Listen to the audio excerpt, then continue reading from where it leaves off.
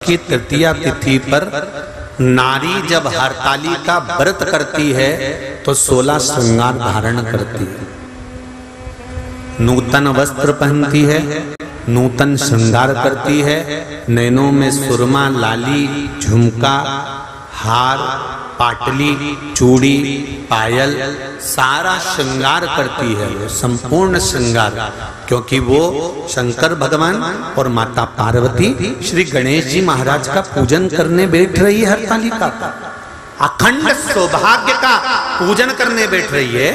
कुंवारी कन्या भी अगर हरतालिका तीज का व्रत करती है तो वो भी श्रृंगार कर कर बैठती है, भले मांग नहीं भरती पर श्रृंगार करती है, पूर्ण श्रृंगार।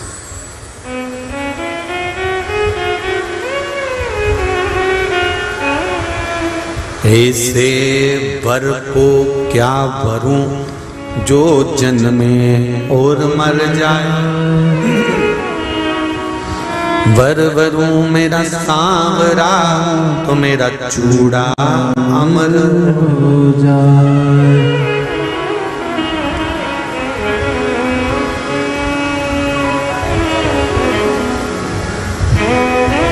ऐसे वर को क्या वरूं जो जन्मे और मर जाए, वर वरूं मेरा सांवरा तो मेरा चूड़ा अमर हो जाए। जहां हरतालिका व्रत हो रहा है वहां पर आप घर पर पहली पूजन करने के बाद घर जाकर अपने परिवार को बता देना कि अब मैं रात को बार बार नहीं आ सकूंगी, अब मैं भगवान की आराधना करूंगी, पूजन करूंगी। हाँ, स्नान करने के लिए आई, तैयार होकर तुम मुझे छोड़ आना, फिर मैं पूजन करूंगी वहां।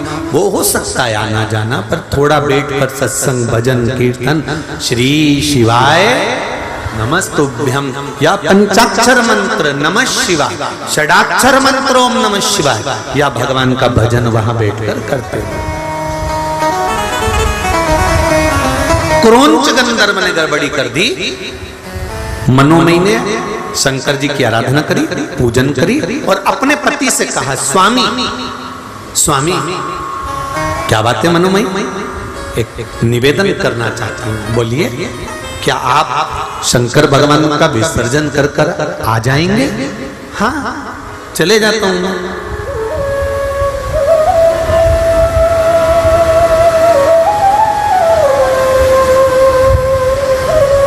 क्या आप शिव जी का विसर्जन कर कर आ जाओगे? हाँ चले जाता हूं। पूजन आपने करी है, अर्चना आपने करी है, आराधना आपने करी है, शिव को निमंत्रण देकर आपने बुलाया, तो छोड़कर भी कौन आएगा?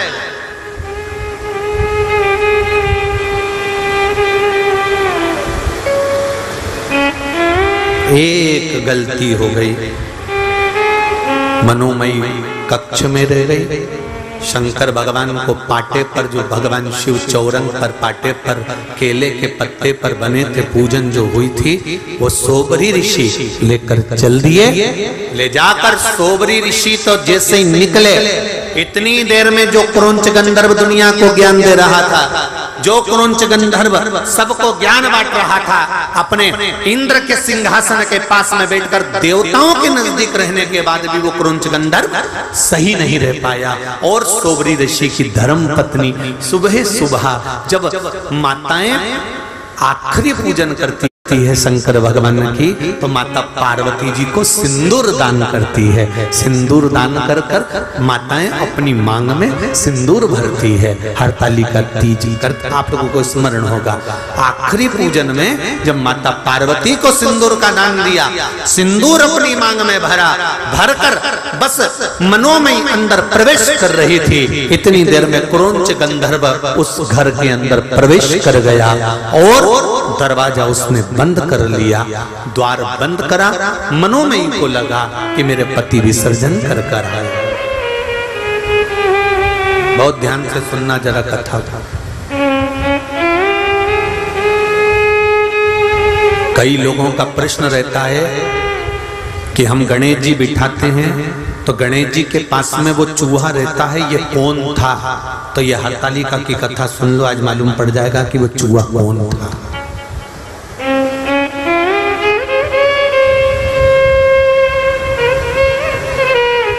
कई लोगों का प्रश्न है कि गणेश जी के साथ जो चूहा रहता है, हम गणेश जी बिठाते हैं तो चूहा साथ में रहता है, तो वो चूहा कौन था? तो उनको मालूम होना चाहिए कि चूहा कौन था, क्या गड़बड़ी कर गया था कि चूहा बन गया था। स्मरण होना चाहिए आप लोगों को।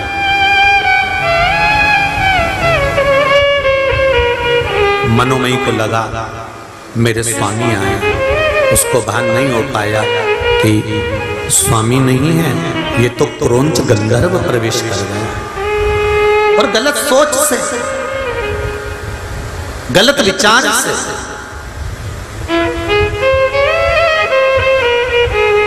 बहुत ऊंचे पद पर बैठ जाना या बहुत ऊंचे पद पर बैठकर अच्छे रह लेना, ये भगवान की कृपा से ही हो सकता है। ऊंच निवास नीच कर देख न सकल बहुत ऊंची गादी पर बैठ जाओ, बहुत ऊंचे सिंहासन पर बैठ जाओ, बहुत ऊंचे अहदे पर बैठ जाओ, बहुत ऊंचे सिंहासन पर बैठ जाओ, और बैठने के बाद अपनी चित्त, अपनी बुद्धि, अपना विचार, अपनी वाणी, अपनी सोच सही बनाकर रख लेना बहुत कठिन बात।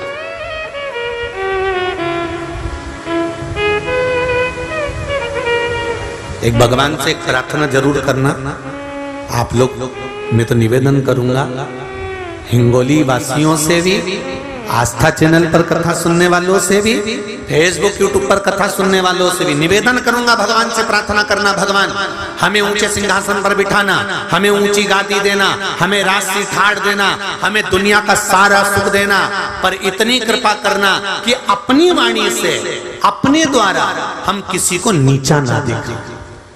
अपनी वाणी से, अपने द्वारा हम किसी को नीचा ना दिखाया जाए, किसी को हमारी वाणी से चोट ना लगे, किसी को हमारी वाणी से कोई घात ना पहुंचे।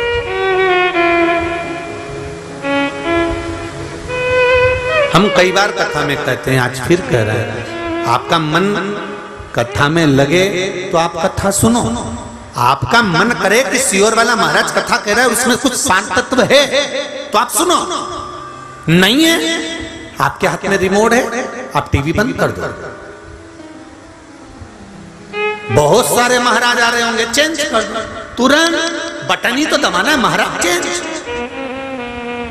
उसमें क्या दिक्कत है? और दिल करे तुम्हारा कि हाँ कथा सुनना है और इसमें से कुछ ग्रहण करना है। कथा में से अगर ग्रहण करा है तो जीवन की सार्थक। एक पत्र में आया, देखिए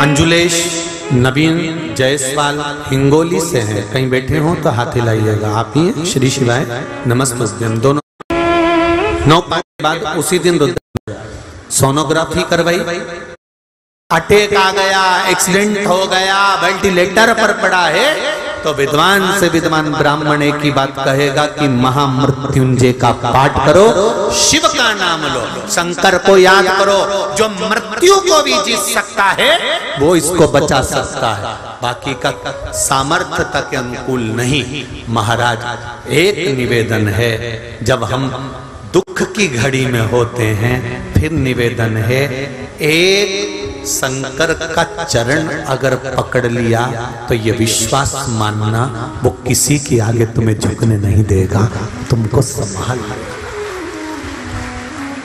किसी के आगे झुकने नहीं देगा।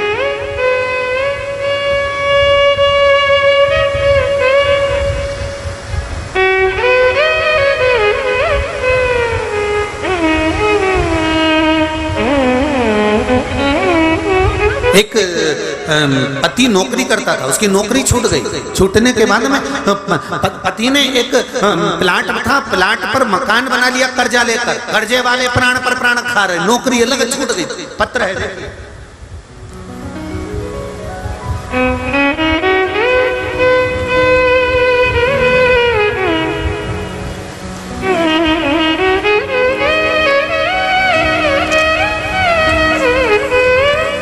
शरद महादेव व्यवहारे परभणी महाराष्ट्र से पत्र देखिए, उन्होंने लिखा है,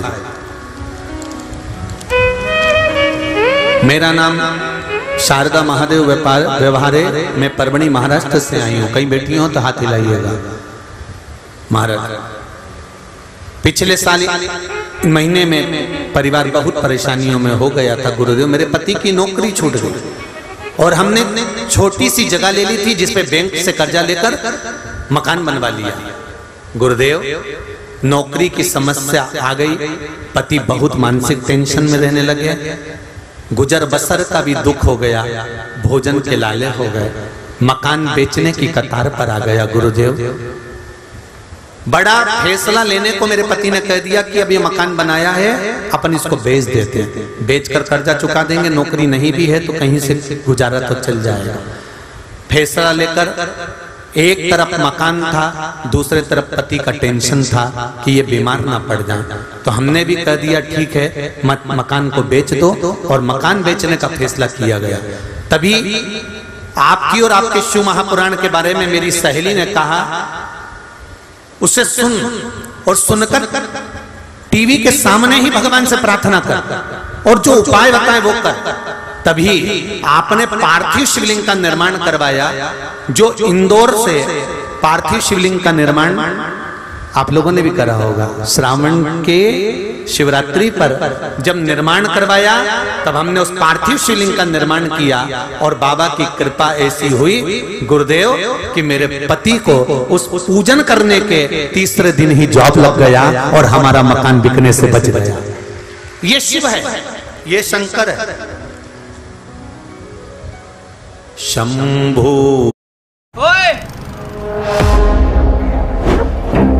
वीकेंड पे हीरो बनकर आया है, आज छोड़ूंगा नहीं। शरणे मांगो घड़ी रे घड़ी, दुख काटो दया करी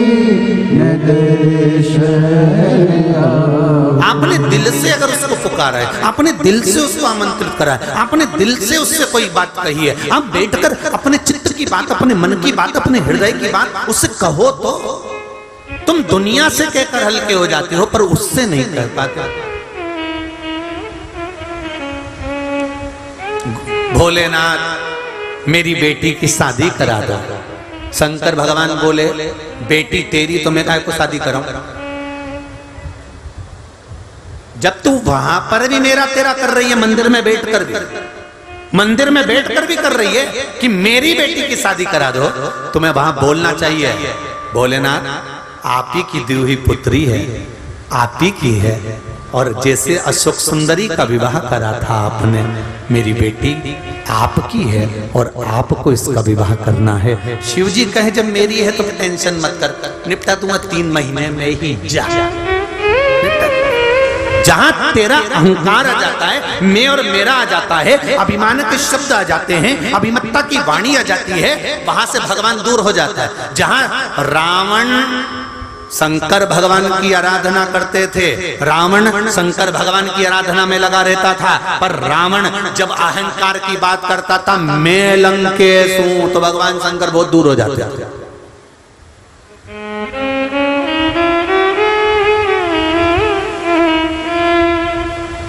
घर मेरा, परिवार मेरा, कुटुंब मेरा, कबीला मेरा।